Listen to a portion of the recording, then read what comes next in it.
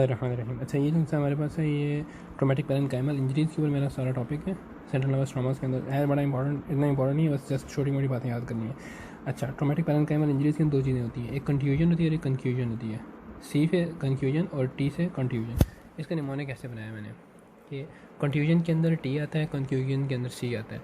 So T for टक्कर लगती है तो फिर कूप एंड काउंटर कूप इंजरीज़ होती हैं। जिस रेफरेंस के लिए लिंक्स बना रहा हूँ ये मैं समझाऊंगा कुछ भी नहीं। अच्छा, टी से टक्कर बनता है और टी से टाइनी भी बनता है। सो ये हमारे पे टाइनी इंजरी होती है, जिस जगह पे इंजरी आती है उसी जगह, मतलब जिस जगह पे टक्कर होती है उसी जगह के अंदर अंडरलाइंग कोई इंजरी होती है।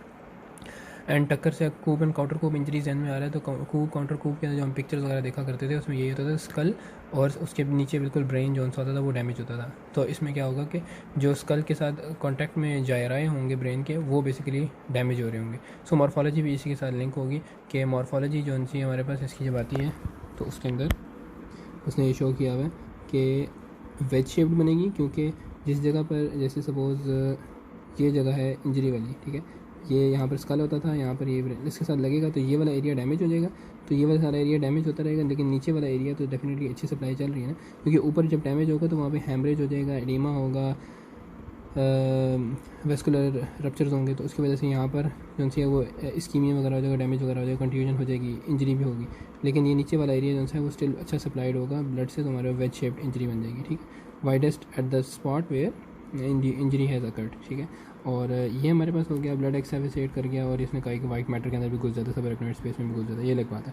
सो वेज शेप्ड हमारे पास इम्पैक्ट होगा और इम्पैक्ट जिस जगह पर आया उसी जगह पर मेनली इंजरी होगी। ठीक है, और बाकी इसकी जो माइक्रोस्कोपिक है वो यही है, न्यूरोनल इंजरी, वही रेड न्यूरॉन बनेगा और जिसके अंदर इन्फ्लेमेटरी रिस्पांस आता है, न्यूट्रोफिल्स आएंगे इसकी, और क्या कहते हैं मैक्रोफेजेस थोड़ी देर बाद आएंगे और फिर वहाँ ग्लायोसिस हो जाएगी।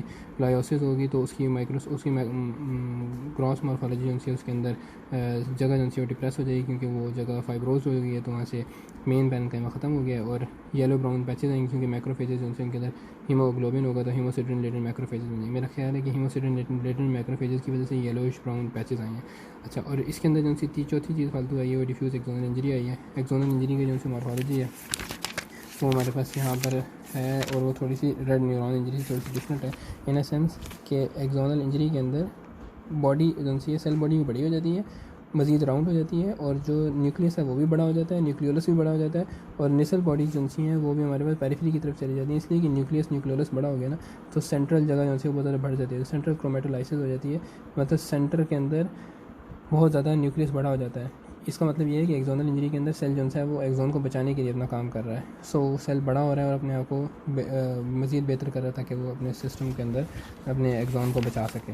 सो ये हमारे पास इस तरह से एक्सोनल इंजरी का रिस्पांस आ जाता है। सो हमारे पास बेसिकली रेड न्यूरॉन का रिस्पांस आ रहा है और एक्सोनल इंजरी का रिस्पांस आ रहा है। एक्सोनल इंजरी क्यों हुई है? क्योंकि कूप काउंटर कूप की वजह से ट्रैक्शन पैदा होती है न्यूरॉन्स के अंदर, तो उसकी वजह से वो पुल पैदा होता है, तो उसकी वजह से एक्सॉन्स डैमेज होते हैं। इसने कहा है कि ये हमारे पास मॉर्फोलॉजी कंफ्यूजन की सेलिंग हुई थी। टी से टक्कर मैंने रखा और टी से टाइनी रखा, बस ये चीज़ें याद रखी। और टक्कर के बाद हमारे पास वो कंफ्यूजन जैसी छोटी मोटी इंजरी हुई है और टक्कर की वजह से हेमरेजेस वगैरह हुए हैं, उसकी वजह से मैंने ischemia, red neuron, axonal injury और बाकी रेड न्यूरॉन के साथ एसोसिएटेड जो चीज़ें थी पहले भी मॉर्फोलॉजी में डिस्कस हो चुकी हैं। सो इसमें नई मॉर्फोलॉजी ऐसा चीज़ ज़्यादा नहीं आई, सिर्फ डिफ्यूज़ एक्सोनल इंजरी आई है। नेक्स्ट हमारे पास है कंफ्यूजन। कंफ्यूजन के अंदर सी आता है, सी फॉर सेरिब्रल। सेरिब्रल का मैंने मतलब ये लिया कि ब्रेन का काफ़ी बड़ा एरिया पैरेन्काइमा का इन्वॉल्व होता है, और C for consciousness loss, R for respiratory loss, मतलब रेस्पिरेशन ख़त्म हो जाएगी, और आर फॉर रिफ्लेक्सेस लॉस। ये तीन चीज़ें जो सी हैं ये आती हैं, ये रिवर्सिबल चीज़ें होती हैं जो कि कंफ्यूजन के अंदर हमें मिलती हैं। और ए फॉर एमनीजिया, जो इवेंट उस बंदे के साथ हुआ होता है उस इवेंट के बारे में उसको याद नहीं रहता है, जो ये सारी सिचुएशन फेस होती है तो उसको एमनीजिया हो जाता है इसका। ये मेन चीज़ें इसकी, चार चीज़ें करेक्टरिस्टिक हैं इसकी। बाद में जो है इस बंदे में क्या होगा, कंफ्यूजन अगर रिपीटेड होती रहेगी तो फिर वो न्यूरो डिजेनरेटिव डिजीज़ की तरफ चला जाएगा, लेकिन वो बाद का मामला है। असल बात ये कंफ्यूजन से सेरिब्रल ध्यान में रखना है। सेरिब्रल के लफ्ज़ के अंदर हमारे पास C, R और A, इनको ध्यान में रख के ये पॉइंट्स क्लियर करने हैं, बस इतना सही है।